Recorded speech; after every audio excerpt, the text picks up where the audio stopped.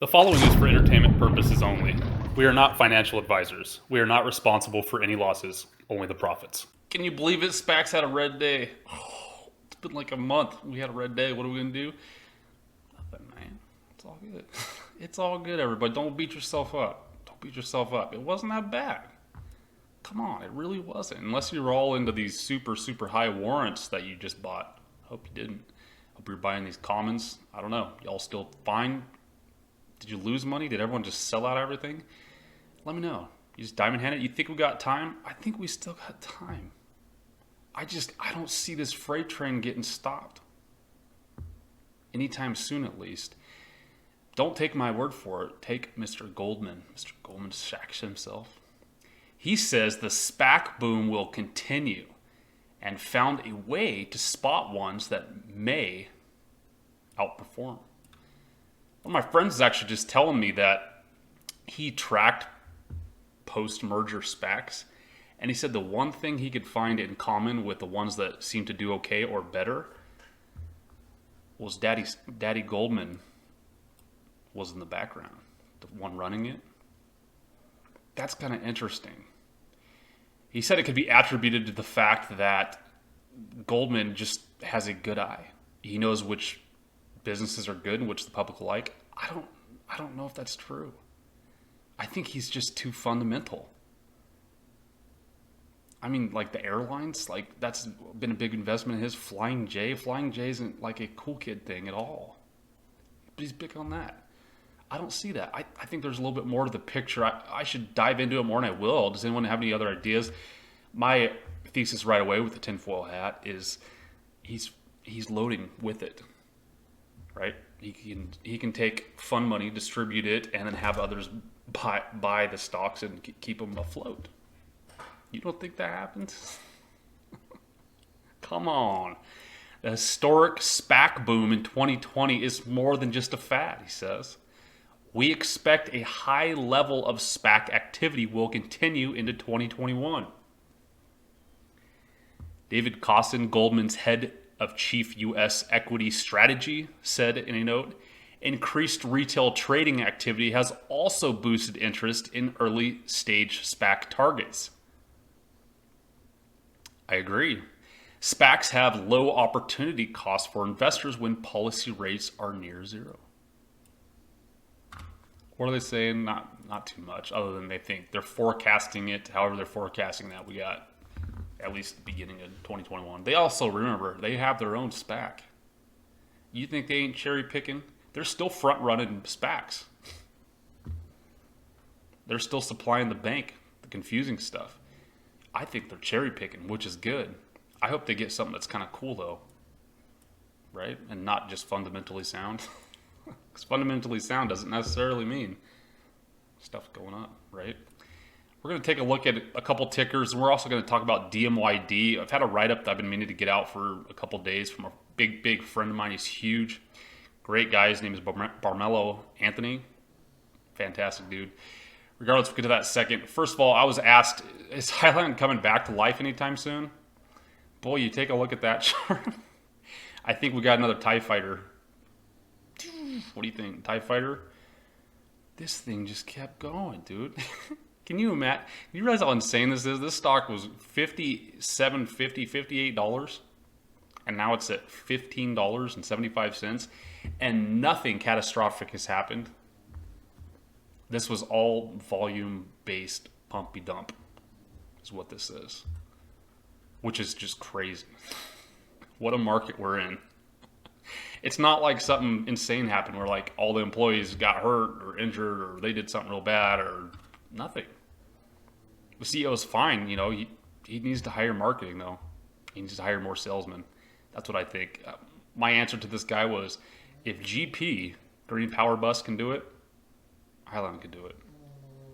GP kind of, it's not as crazy, but GP had this crazy run though where they were super low, dollars, let's just call it, dollars trading at. They went all the way after they switched ticker to like 23. They went down to, what was it, about like $8. And then they started just flying. They got all the way to $32.50. right? But we had what was it, like a month and a half of bleed out where just, but all of a sudden, boom, consolidated, retested, and then started zipping up.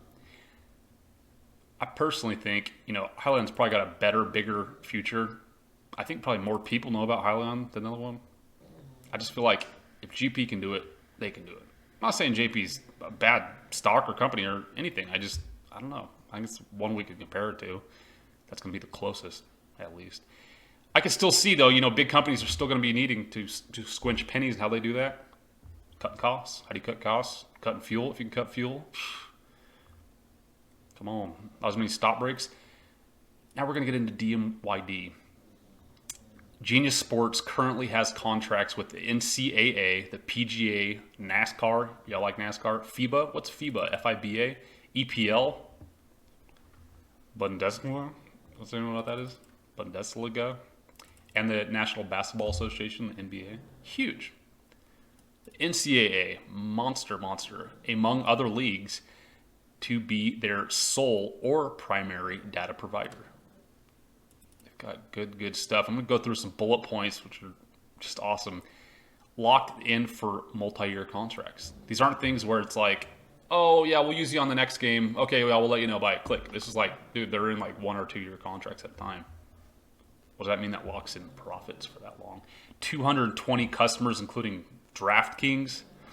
I don't think the DraftKings bros still know about this yet. Help me tell them about it. I've been trying.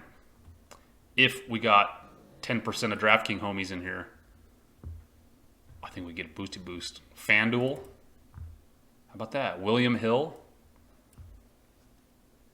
Who's got a couple receipts in their back pocket from William Hill. MGM, PointsBets, and Caesars. Probably got the El Dorado name involved in these too, thinking. Important to note, Genius takes 5% of revenues of events they cover from all sports books. So, company does $100, get 5. And they ain't got to worry about nothing. They don't got to build a place for people to play the games. They don't got to worry about nothing. Mature market position with strong financials, which is rare. 30% CAGR over the last several years, with revenue growing 250% from 2016 to 2020, 42 million to 145 million. Crazy. 60% of revenue is reoccurring due to the multi-year contracts, and the top 10 customers only account for 30% of the revenue.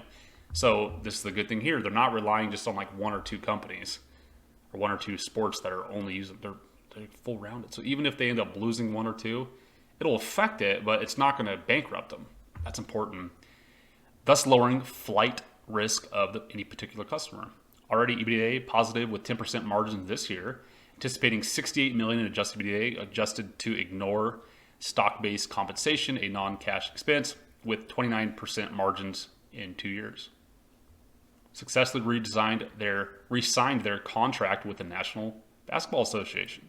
They just re-signed this with NBA. Huge. Signed a contract with the NCAA.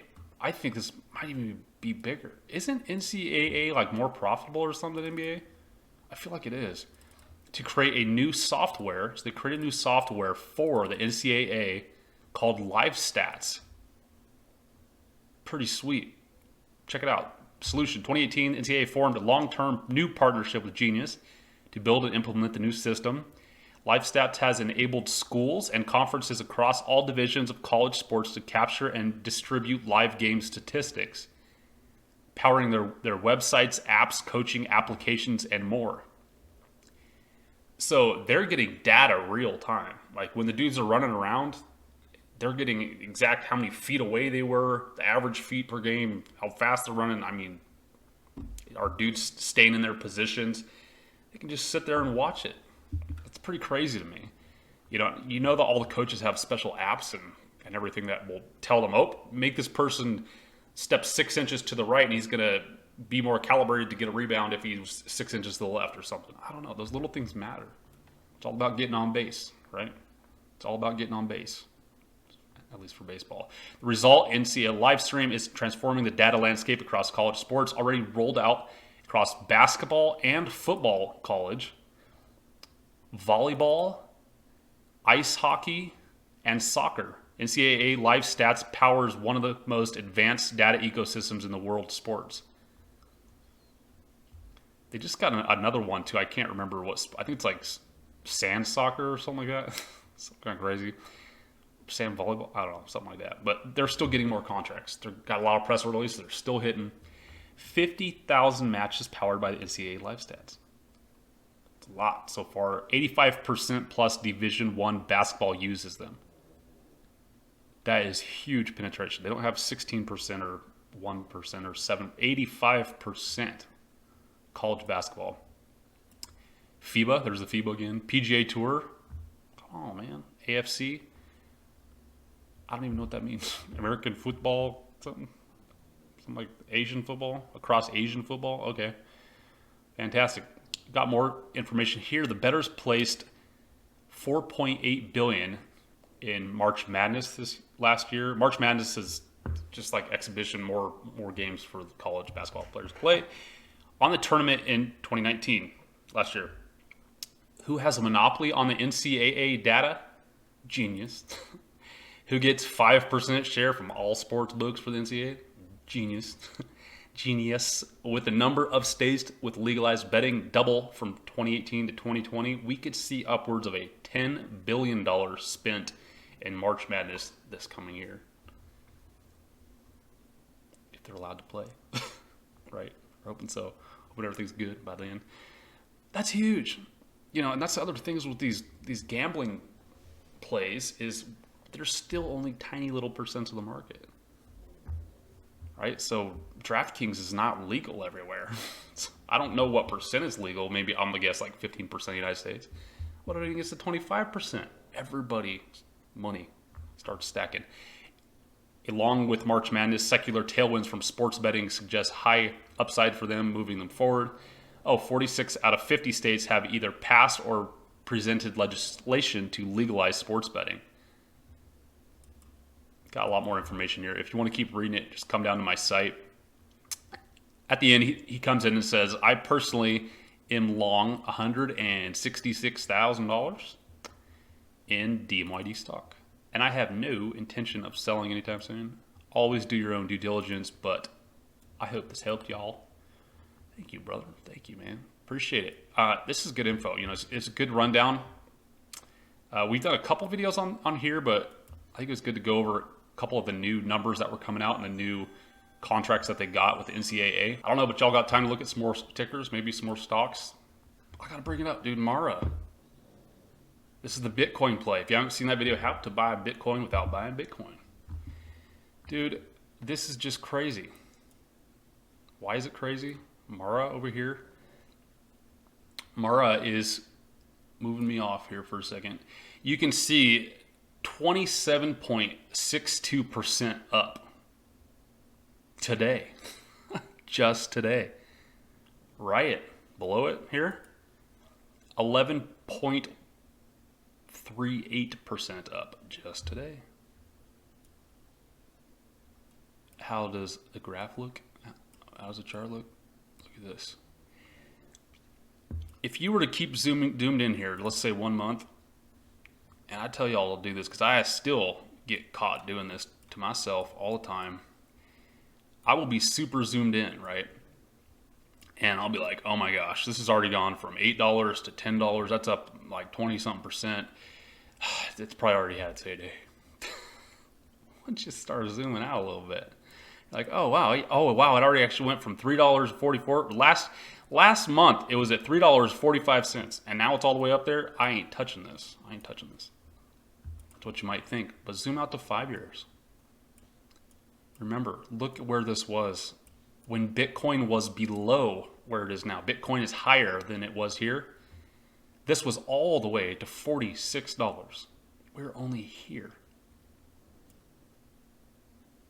Y'all see that? We're only here. We could still 2x, 3x, 4x. That'd get us where we need to be. Still plenty of multiplication to happen here.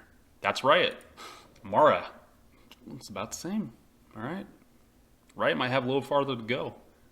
You know, I mean, Mara's sitting here at 7. Could still, to match where it was in 2017, could still go to 40. Can anyone multiply that for me? I think it's pretty intense. I also just want to make sure you guys aren't beating yourself up again about SPACs, all right?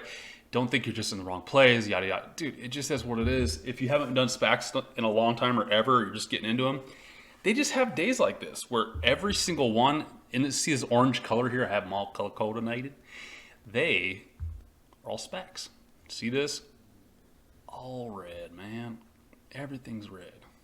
Everything's red. It's all good. You know, there's a couple that are, you know, that we're going a little bit above, but just don't beat yourself up, all right? It's just kind of in that roller coaster mode right now where I think it's just doing a little dip. It could still slightly bleed out, you know, maybe tomorrow or something, but I could see this keeping it going up like the Goldmans are talking about. With that, usually other sectors pivot and go up adjacent to it. For instance, I was noticing the penny stocks, the super penny stocks that were non-SPAC were going up today. Over here, what do we got? We've got some bigger cap stuff like FedEx, Nvidia and stuff. There still wasn't too much going on. Chewy, 10%. Let's get to some electronic stuff. And see, this is some pivots, right? So we got PPSI. This is the clean spark, brother from another mother type of play. You guys remember trading this thing for $2 and stuff? We were having fun day trading it. $2, $2, $3, $2.50. Well, it's $4.21 now. But look at this, up 10.5%. Flux. Talked about this, homie. 14.35 up today. But look, across the board, all these blue ones are green. Plug Power, green. XBEV, green. NEO, UAVS, Clean Spark, green, green, green. You see what I'm saying? So that's why it's important to have multiple sections in your portfolio, not just 100% SPACs. It comes to another way to play though. All right, and we've talked about this. You don't think you got to be in 40 or 75 or even 20 SPACs or other tickers. I know people that do really, really well just trading in and out of like 1 or 2 or 3 or 4 or 5 stocks. What do I mean? Just look at, let's see. Can we grab Tattooed Chef? You could show PSTH. You could show. What do? You buy it. You just study the chart. You get to know this better than you've known anybody in your life. You just wait till you know it's cheap and you buy it. You wait till it's got a red day, buy. When it goes up, just sell it. You know, when it goes up about 8%, just sell. 5%, who cares? What if you're doing that every week? Compound that over a month. What's 5% a week times 4? That ain't bad. That ain't bad whatsoever, if you ask me. You know, just still be careful on the bigger stuff that's flying now, especially like VJC, you know, Virgin. Just be careful, you know. Unannounced SPACs where their warrants are close to 3 is just nuts. Even like Quell and stuff. I even just got out of Quell. I was in Quell units, and I don't even remember what they hit, but I was like, this is ridiculous. You know, you're up like 20-something% on an unannounced SPAC. I took my money and run. I didn't even care. You know, I'll wait till if it comes back down, great. If it announced I miss it, so be it. Right? I'm ringing the cash register. Just don't be afraid to do it. Don't be afraid to ring that cash register. Here's another one that we were trading. Sama. I don't know how many times we were in and out of this. Sold it there. Came down here. Bought this. Caught the very bottom. Sold up here. You know, think about this. 41 cents to 64 cents. That's a big spread. It's a really big spread. You're making tons of money. There's another ticker here I want to talk about, and that is none other than NHICW. NHICW. That is New Hold Investment Corp. All right, these are the warrants. That's the wants. This is the one I was talking about. The Henny 2.0 is what I was calling it, because the Hennessy brothers, HCAC Canoe Bros, right? The Bluebird Bus dudes. One of their main guys branched off and is doing his own SPAC. This is his. But dude, when we were swing trading this thing, I got to know it so well. I can't even remember, like once or twice a week, in and out, in, out. Just crazy. I mean, what I'm getting at here is if you're having trouble with stocks all around or SPACs specifically, you might be spread too thin. You might just have too many. I mean, be honest with yourself and act like if somebody came to you, like your best friend was like, give me 5 SPACs to buy that you know are rock solid, you're gonna have a future, pick ones that have already LOI'd, okay? They're like the charging station ones or whatever EV you like or something like that. Maybe 5 of those or 3 of those, and maybe 3 or 5 unannounced SPACs, all right? And just buy those and just study them all day long. Just watch the chart action. You can even sit there and start swing trading them in and out. And if you just so happen to get caught owning one that announces, fantastic. But if not, just move on. Don't FOMO. You know, so just keep that in mind. I know this guy that was helping write this thing that we're just talking about here. He is very well known for doing what's called YOLOing. You only live once, right? Where he'll just stack chips, everything into one stock. Maybe 1, 2, or 3, right? I think the most I've heard him say he's in is like 3 or 4 or something like that. But that's pushing it. There's a beauty in that. There's a simplicity and a pure beauty in that type of play. Where, you know, you can look at people's portfolios that have 30, 50, 90, 1,000, 500, 100 stocks. Don't do that. Because even if one goes up 20%, are you even making any money? Come up with your own thesis, make it, and just stand by it. That's all I'm saying. If you're having trouble, just let us know. Let us know in the Octa Nation. Join our Patreon if you haven't. We've got a lot of great discussions going on. We've also got that Discord that we started, and that thing is rocking, dude. We're already getting people giving us tons of info I still haven't even talked about on here. So please do it. It definitely helps out, and share this video with your friends and family. We'll see you out there tomorrow. Did you know that we give away free silver? Simply leave a comment on the video, and as long as you're in the continental United States, you can be automatically entered to win. Please friend us on Twitter and StockTwits.